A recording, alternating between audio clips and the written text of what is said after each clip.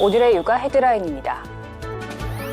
보건복지부에 따르면 지난해 전체 온열 질환자는 1,574명이며 이 가운데 65세 이상 노인은 397명으로 25%를 차지한 것으로 나타났습니다.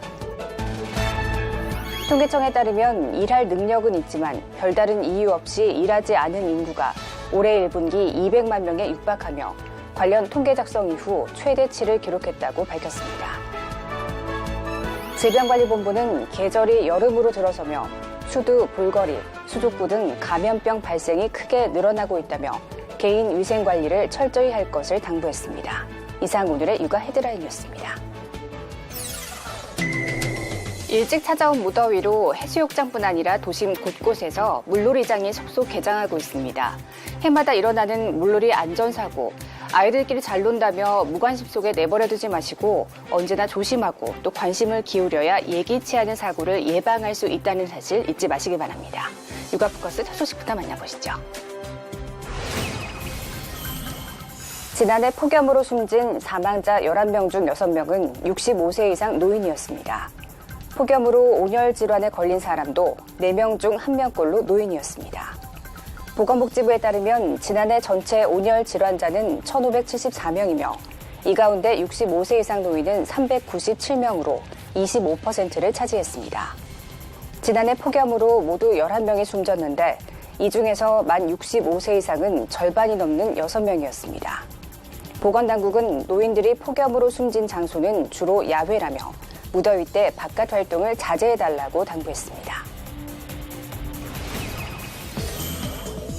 일할 능력은 있지만 별다른 이유 없이 일하지 않은 인구가 200만 명에 육박하며 관련 통계 작성 이후 최대치를 기록했습니다.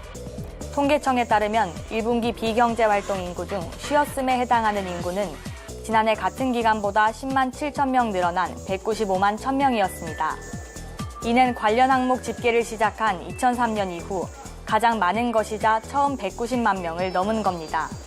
이유 없이 쉰 사람들은 지난해 3분기에 전년 동기보다 16만 5천 명이 늘어난 것을 시작으로 3분기째 증가세가 10만 명을 넘고 있습니다.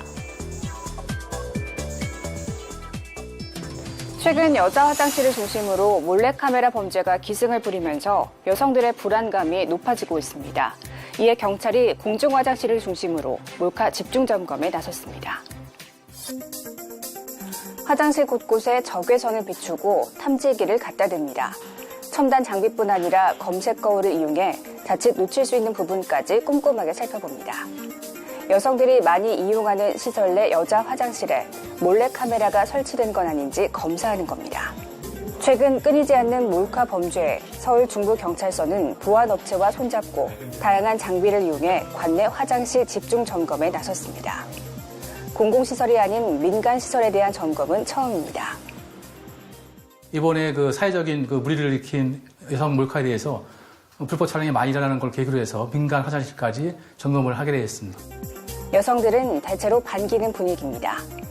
공공으로 쓰는 화장실 들어갈 때는 한 번씩 계속 확인하고 아무래도 한 번 더 확인을 해주시는 거니까 좋은 것 같고 아무래도 경찰이 확인을 해주는 거니까 더 안심이 되는 것 같아요. 하지만 의구심을 내비치는 시선도 적지 않습니다. 긍정적으로 보고는 있는데 요즘 기술이 워낙 정교화되고 되게 치밀해지는 것들이 많아지다 보니까 아무래도 정확하게 다 잡아낼 수 있을지에 대한 의문점은 여전히 드는 것 같아요. 경찰은 이번 점검 이후에도 주기적인 점검을 실시한다는 계획으로 여성을 대상으로 한 악성 범죄를 집중 단속할 방침입니다. 소득을 늘려 분배와 내수를 개선한다는 정부 목표와 달리 임시 일용직 근로자들의 소득이 여전히 우하향 곡선을 그리고 있습니다. 인건비 비중이 높고 자영업자가 많은 숙박, 음식점업의 상황은 특히 심각합니다. 지난해 5월부터 올해 3월까지 근로자 5에서 9인 미만 사업장에서 일하는 임시 일용직 근로자의 급여는 11개월째 전년 같은 기간보다 줄었습니다. 올해 최저임금 인상도 이 추세를 되돌리지 못했습니다. 임금이 오른 만큼 사업주들이 노동시간을 줄였기 때문입니다. 실제 음식 숙박업 종사 임시 일용직의 노동시간은 2월 98.5시간, 작년 같은 달보다 15시간 넘게 감소했습니다. 임금 부담이 커진 거죠. 그래가지고 그걸 덜려고 근로시간을 조금씩 줄이다 보니까 그 월급 받으시는 분들 입장에서는 전체적인 월급은 줄어든 거고, 이 때문에 임금 총액은 지난해 8월 이후 80만 원대에 머물며 2015년 기준 2인 가구 최저 생계비 105만 원에도 못 미치고 있습니다. 물론 최저임금 인상에 긍정적 효과도 있습니다. 정규직이나 계약기간 1년 이상 비정규직은 올해 1월을 빼면 모두 임금 총액이 오른 겁니다. 당초 목표와 달리 최하위층 소득 증대에 가시적 성과를 내지 못하고 있는 최저임금 인상, 소득주도 성장을 위해서는 이 부분의 해법이 시급합니다. 노인학대는 가해자 대다수가 가족이다 보니 신고 자체가 잘 이뤄지지 않고 있는데요. 노인학대 또한 중대한 사회범죄란 인식이 필요하다는 지적입니다. 술에 취해 70대 노부부를 무차별적으로 폭행하는가 하면 기분이 나쁘다는 이유로 노인을 발로 차기도 합니다. 노인학대가 왜 발생한다고 생각하세요? 세대 갈등 때문에 그런 거야. 문제는 노인학대 대부분이 이처럼 겉으로 드러나지 않고 가정 내에서 발생한다는 점입니다. 중앙노인보호 전문기관에 따르면 가해자가 아들이나 배우자 등 가족인 경우가 87%에 달했습니다. 학대 피해를 보더라도 이를 가정사로 치부해버리거나 가족의 처벌을 원치 않아 신고를 꺼리게 되는 결과로 이어지는 겁니다. 이 자식을 괜찮고 말해. 자식을 잘 못 키운 자신에게도 책임이 있지. 가슴 아파도 어떻게 참아야지. 피해 노인들은 갈수록 사각지대에 놓일 수밖에 없는 상황. 경찰은 노인 학대 예방의 날을 계기로 집중 신고 기간을 운영해 사회적인 관심을 유도할 방침입니다. 가정의 문제로 이렇게 생각을 해서 적극적으로 개입을 주저하거나 신고하는 데 좀 부담을 느끼는 그런 인식들이 있는 것이 현실입니다. 그래서 이번 기회에 노인 학대가 좀 범죄라는 인식을 좀 높이고 피해 노인들을 적극적으로 좀 발굴을 해서 신고는 112번이나 노인보호 전문기관인 1577-1389번으로 하면 됩니다. 어둠이 깔린 주택가 골목. 검은색 마스크를 쓴 남성이 주차된 차문의 손잡이를 잡아당깁니다. SUV 차량에서 금품을 훔치더니 멈추지 않고 또 범행을 시도합니다. 하다하다 경찰 잠복 차량에까지 손을 댄 이 남성은 곧바로 현장에서 붙잡혔고 이 과정은 CCTV에 고스란히 담겼습니다.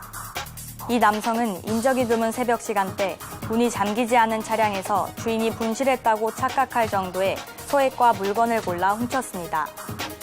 이 같은 차량 처리 범죄는 한 해 평균 11,000건으로 끊이지 않고 있습니다. 현금부터 상품권, 가방과 골프용품까지 피해 금액은 적게는 몇만 원에서 억대에 달하기도 합니다. 지난해 서울 서초구 방배동에서는 한 외제차 운전자가 조수석에 놓고 내린 상가계약금 1억 2천만 원을 도둑맞기도 했습니다. 범인들은 주로 사이드미러를 보고 차량이 잠겨 있는지를 짐작했고 접혀있지 않으면 차 주인인 마냥 자연스레 접근했습니다. 스마트키를 사용하는 운전자의 경우 문을 잠그지 않으면 사이드미러도 접히지 않는다는 점을 노린 겁니다. 주택가부터 노상주차장, 대형마트 주차장 등 장소는 가리지 않았습니다. 경찰은 운전 후에는 반드시 사이드미러를 보고 잠금 상태를 확인하고 귀중품은 가급적 차에 두지 말라고 당부했습니다.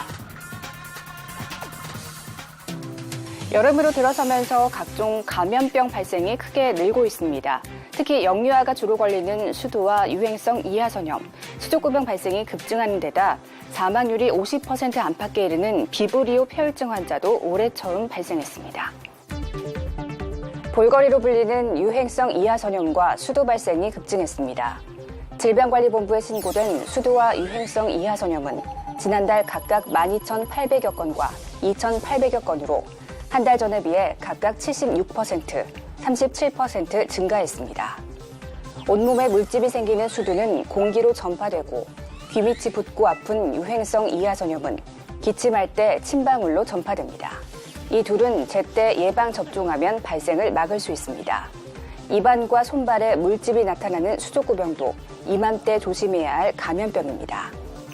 지난 5월 첫째 주 수족구병 의심 환자는 외래 환자 1,000명당 1.5명에서 점차 늘어 넷째 주 5.2명, 마지막 주 5.8명으로 증가했습니다.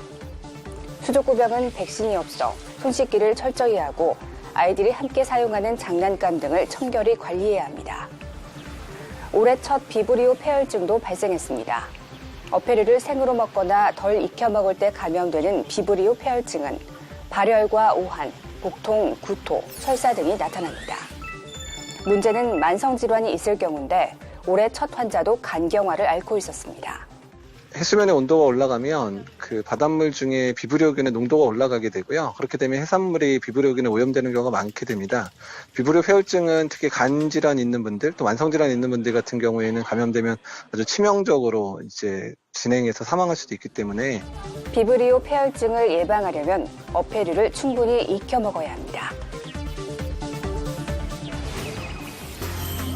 본격적인 더위가 시작되기 전인 요즘 공원 곳곳엔 자전거 행렬이 이어집니다. 사이사이 가벼운 옷차림으로 별다른 보호 장비 없이 자전거를 타는 사람들도 눈에 띄는데 자칫 큰 사고로 이어질 수 있습니다. 실제로 지난 5년간 자전거 사고로 병원을 찾은 환자를 보면 1년 가운데 6월이 가장 많았습니다. 부상 부위를 보면 10명 가운데 3, 4명이 머리였으며 무릎과 팔꿈치 등이 그 뒤를 이었습니다.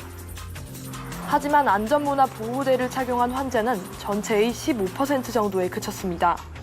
전문가들은 보호장비 착용이 부상 위험을 줄인다고 말합니다. 헬멧을 착용하는 것만으로도 머리 손상이 한 50%에서 70%까지 감소시킬 수 있기 때문에 헬멧은 반드시 착용해 주셔야 되겠습니다. 또 사고 대부분이 자전거에서 떨어질 때 무의식적으로 팔을 짚거나 무릎으로 지탱해 발생하는 골절인 만큼 보호대 같은 보호장비 착용을 권고합니다. 술을 마신 상태에서 자전거를 타거나 운행 도중 휴대전화 등의 디지털 기기를 사용하는 것은 반드시 피해야 합니다. 야간에 자전거를 탈 경우 전조등이나 반사장치를 장착해야 합니다. 아울러 장시간 자전거를 탈 때는 반드시 중간에 휴식을 갖고 충분한 수분을 보충하는 게 필요합니다.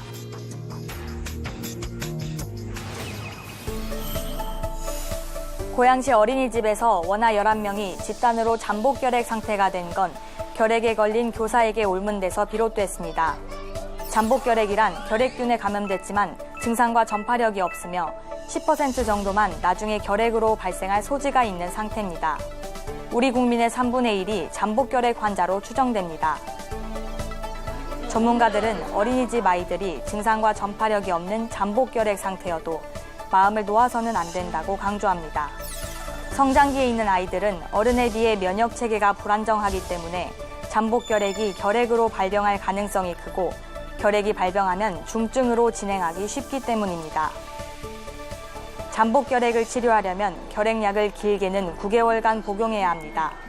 결핵약을 정해진 기간 동안에 꾸준히 잘 먹는 게 가장 중요하겠고 영양이 결핍되거나 신체적이거나 정신적인 스트레스가 누적되는 것을 막는 게 아주 중요합니다. 신체적인 스트레스가 오지 않도록 다른 백신 접종도 잘하고 건강관리를 잘하는 것. 결핵은 증상이 감기 등 호흡기 질환과 비슷해 일반인은 감별하기 어려운 만큼 어린이집 종사자들의 경우 호흡기 증상이 나타날 때 빨리 진료받아야 한다는 지적이 나옵니다. 올 들어 최악의 미세먼지가 공습하자 경기도는 어린이와 노약자, 버스 탑승객들에게 마스크를 무상으로 지급했습니다.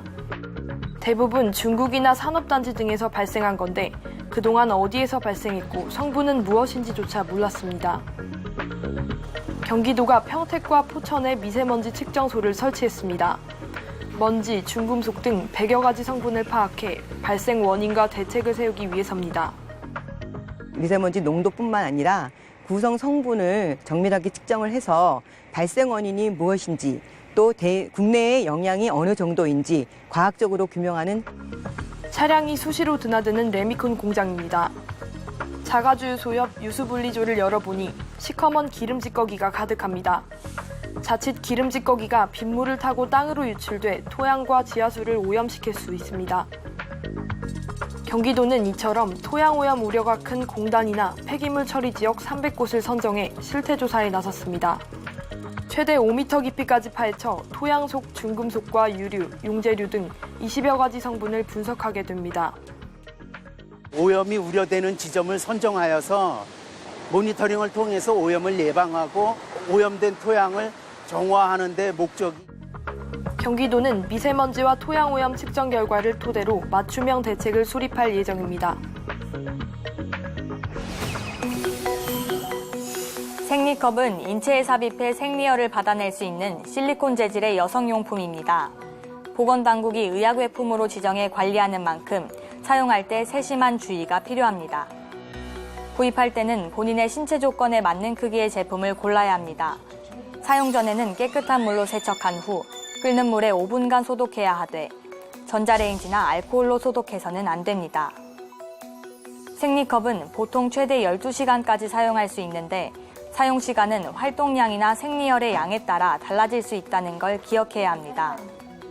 오래 사용할 경우 질과 자궁의 염증으로 문제를 일으킬 수 있기 때문입니다.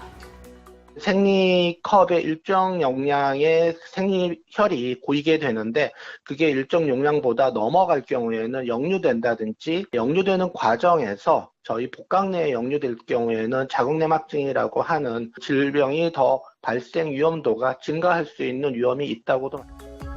사용 후에는 물로 씻어 건조해야 합니다.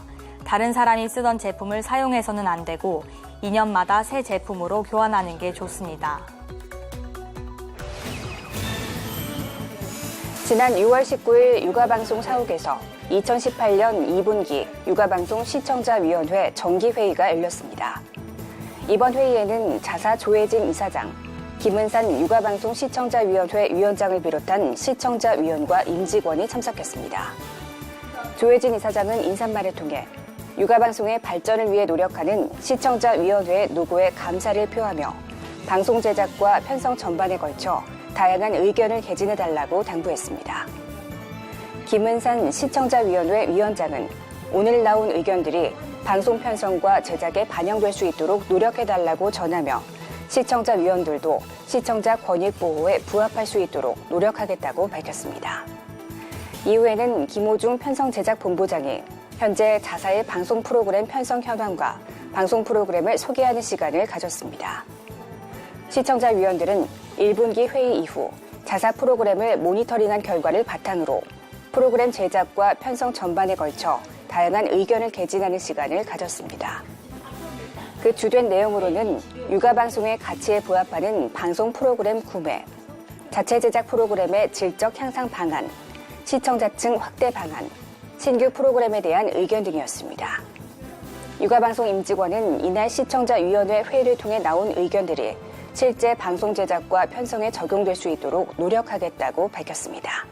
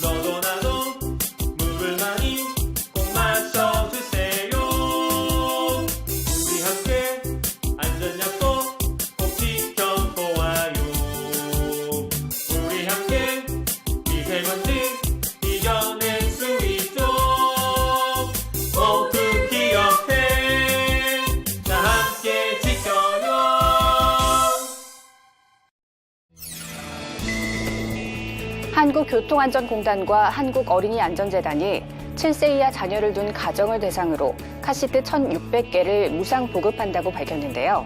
2012년 이후 출생한 자녀를 두고 2000cc 미만의 자동차를 보유한 가정이 그 대상입니다. 신청 기간은 다음 달 13일까지입니다. 자세한 내용은 어린이안전재단 홈페이지에서 확인해 보시기 바랍니다. 육아포커스 마칩니다. 시청해주신 여러분 고맙습니다.